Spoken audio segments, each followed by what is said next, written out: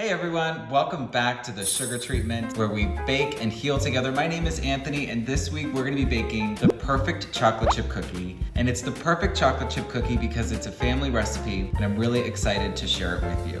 Today we're also going to be talking about how you have been dealing with this crazy world that we've been living in. I'm gonna tell you a little bit about how I've been dealing with things. We're gonna hear from a Reddit user and we're gonna be, doing it all while we bake up something yummy. So before we get started, I have one thing to ask. You know what it is. Make sure that you subscribe to my channel. Make sure you like this video because I know that you're gonna really like the special ingredient that we put in these perfect chocolate chip cookies. And then also make sure you comment below and email us at thesugartreatment@gmail.com so we can talk about what's going on with you. All right, let's get our ingredients. And we're back. First thing you're gonna wanna do though is to make sure that you preheat your oven to 375. I've just done that, so make sure that you do that so the oven gets nice and warm. I've got my computer pulled up because I'm gonna also go ahead and read the message from the Reddit user so that we can get today's topic rolling. So let's go ahead and get started with the ingredients. The first thing that you're gonna wanna get is some brown sugar. You gotta get your brown sugar. You wanna get your regular granulated sugar. We have vanilla, gotta get some vanilla. We have just regular, standard Kroger baking soda. We've got our 2 eggs here. Of course, you gotta have chocolate chips. And then we have our flour, just regular all-purpose flour. And then your butter. So I've taken my butter out of the fridge about an hour ago so that it could soften up a little bit. So it's a little bit soft. The special secret ingredient, almost forgot that. You're gonna wanna make sure that you have some Jell-O vanilla instant pudding. I promise you this is gonna make the cookies nice and fluffy and soft and moist. You're gonna love it. So while you get your ingredients together, I'm gonna go ahead and read the message from the Reddit user focused on today's topic. So it says, for context, I was diagnosed with severe anxiety and depression when I was 15. I'm now 22 years old. Over the last couple years, my anxiety has gotten out of control. I've barely slept in the past 3 days. I've gotten horrible panic attacks out of nowhere. On top of that, I have started to develop new symptoms on top of my old symptoms related to anxiety. My left arm will feel funny. I feel like my heart is racing all the time. Every time I go to sleep, I'm overwhelmed. Mentally, emotionally, physically, I'm exhausted. Has anyone felt the same? How are you handling things? Please, any advice is appreciated. I gotta say, I can totally relate to this and I'm really excited to dive into this topic because I think it's a really important one for all of us. Let's go ahead and get our ingredients together and get things going. You can see that I have a mixer. I'm gonna be cheating a little bit today because I don't wanna be, putting it in a bowl, using a spoon, but you can. If you don't have a mixer, you can use a spoon. And I have my 1 cup, I have my 1/4 cup and teaspoon, I have a whisk, and I'll show you how we're gonna use that, and then I have an extra bowl for the dry ingredients. One thing that's important about the tools is that, baking is all about being really precise. You wanna make sure that you're putting in the exact amount right. 2 1/4 cups of flour, 1 teaspoon of baking soda. Okay, so I've got my dry ingredients here in this bowl. I'm just gonna whisk them together to make sure that the baking soda is evenly distributed in with the flour. Look at me whisking like a professional baker here. I think that's probably good enough. So we're gonna go ahead and just set that aside for a moment. Then we're gonna get our wet ingredients together. So you're gonna need 1 cup of butter, 1/4 cup of granulated sugar, 3/4 cup of packed brown sugar, 1 teaspoon of vanilla extract, and 3 1/2 ounces of the secret ingredient, that's the Jell-O vanilla instant pudding. I've got all my ingredients here in my mixer. You can see I've got my dry ingredients set aside. We'll get to those in a minute. I'm gonna go ahead and mix up all of these ingredients here until it's smooth and creamy. So let's get it going. All right, so the mixer's been going for about a minute and things are looking real smooth and creamy, so we're ready to put in our eggs. I'm gonna bring my eggs over here. We're gonna want to beat them in just one at a time, really slowly, so that it mixes in with the butter and the sugars. I wanna get this going on just a low setting, and then I'm gonna crack these in while it's going here. Let's see if I can do this. I did it.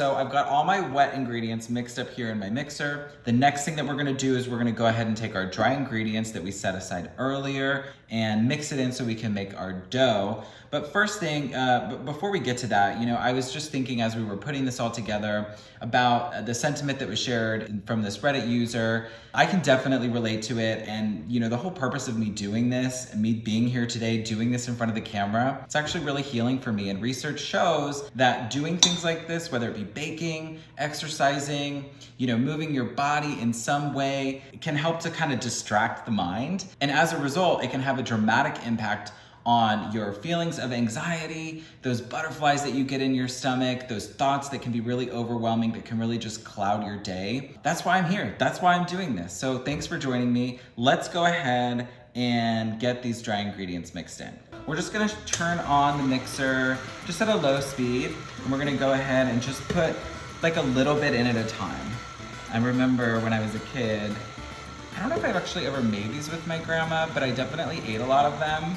So, but I think this is how she do it. I feel like I probably watched her do it from time and again.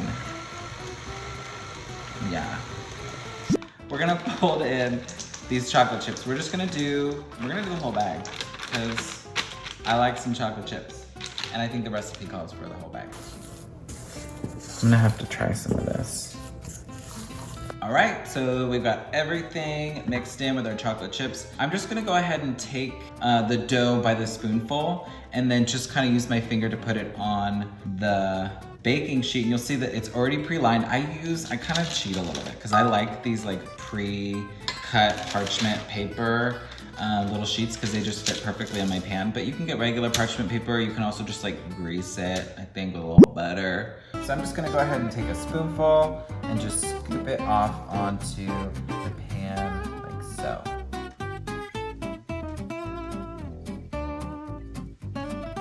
I had a little taste, it's tasting real good. So we're gonna go ahead and put these in the oven. Remember, that's 375, and we're gonna go for 9 minutes.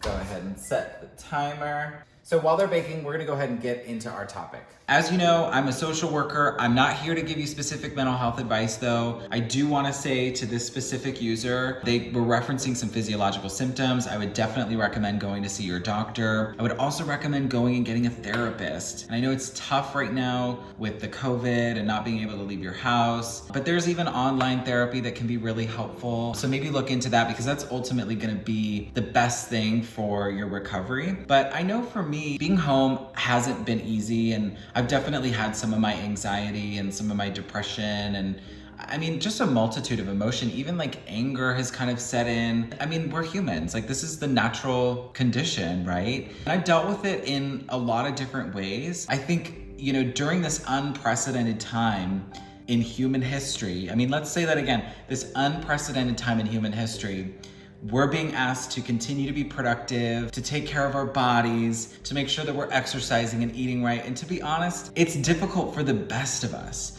One of the main pieces of advice that I want to give this user is to be kind to yourself and to be forgiving of the fact that you're not gonna hit it 100% every day. And that's tough. I mean, it's hard for me to kind of wrap my mind around that. But I think even if you can just allow that thought to enter your mind for just a moment, even if you can't accept it or you don't agree with it right now, maybe you can hold on to it and later it'll pop up when you're having those feelings and you can think, hey, maybe I can be okay with this. Another thing, this is the piece that's really important, and this is what I really hope this channel can be. This is what I want. This is how I want to connect with you, and this is how I want you to connect with each other. You have to have a community. You have to have people in your life that are going to be there for you when you're having a hard time. And so I make it a priority to reach out to my friends who might be struggling themselves. You can be a support to someone else, even if you yourself are suffering. So I make it a priority to check in with my friends and do Zoom calls or FaceTime or whatever it is, sending a text message and saying, hey, how you doing? That can be really helpful. There's one other thing that I want to teach you. We'll do a few of these throughout the channel. They're just some like very simple breathing techniques that can be helpful, and I've implemented them into my life. So let's go ahead and do that now. I want to show that to you. It's called the 5-4-3-2-1 exercise. It's very simple, so we're gonna do it together, so follow along. The first is you're gonna want to, you can either say it out loud or you can say it in your mind. I guess if you say it out loud in front of people, people might be like, what is that person doing? But whatever. So the first thing is 5 things that you can see. So I'm just gonna look around my room here. I can see that there's my computer here. I can see the counter. I can see, there's the wall over there. I can see some lights over my head, and I can see the sink that's over here. That's 5 things. The next thing that we're gonna wanna do, check in to see 4 things that we can feel, 4 things that we can touch. So you can see that I'm touching the counter in front of me, that's 1. I can feel my shoes beneath my feet, that's 2. I can feel, I can kind of feel some sweat like running down my back a little bit because I'm a little nervous, so that's 3. And then I can feel, what else can I feel? I can feel my clothes against my body, so that's 4. Then the next is 3 things that you can hear.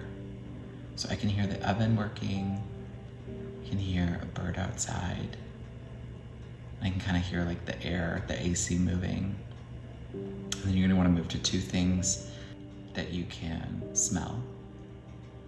So I can smell cookies, cooking, which is great, and cleaning product, because I was cleaning earlier. And then the last thing is 1 thing that you can taste. This one can be a little bit tricky, but I can actually taste a little bit of the cookie dough because I tried a little bit before we put it in the oven. So I'm tasting that right now. So if you followed along, you can feel that this exercise helps to kind of ground you in your surroundings. And you can even notice that my voice got like a little bit more calm by the end of it. That's the whole purpose of the exercise, is really to allow you to arrive into your moment so you can stay present. That ends this segment where we're talking here about how to deal with what's going on in the world, but I wanna hear from you. So please make sure that you write in at thesugartreatment@gmail.com. I wanna hear your stories. I wanna hear what you're going through, and I wanna try to provide as much support as I can. So let's go ahead and see how these cookies are going. They're looking really good. Grandma is gonna be so proud. What I wanna do is, I wanna take them off the pan because I want them to continue to cook. You'll see I have my spatula, I have my cooling rack. I'm just gonna go ahead and take them off so that they can cool and we can eat them. All right, so the cookies came out really nice. You can see that there's some golden brown on them. They're looking nice and soft. I'm really excited to taste them, but we're gonna hold off on that for a second because I have some more baking to do. The recipe actually makes about 4.5 dozen, so you've got some more work ahead of you. I'm gonna go ahead and post the recipe in the description of this video so that you can go ahead and see which ingredients you're gonna need. Comment below and let me know how yours turned out. Hopefully they turned out really good. Make sure that you subscribe to my channel. I hope that you've enjoyed today's video. If you have, go ahead and like the video. I also wanna just take a second and send out my best wishes. I'll be thinking of this user who was just so vulnerable and going out and asking for advice. So I hope that our video today has been helpful to you and to other viewers out there. I hope that maybe you've learned something and that maybe you feel like there's someone out there that hears you and sees you. Thank you so much for watching the Sugar Treatment, where we bake and heal together. I'm gonna go ahead and try one of these now and see. Oh my God. It's so good. You're gonna love it.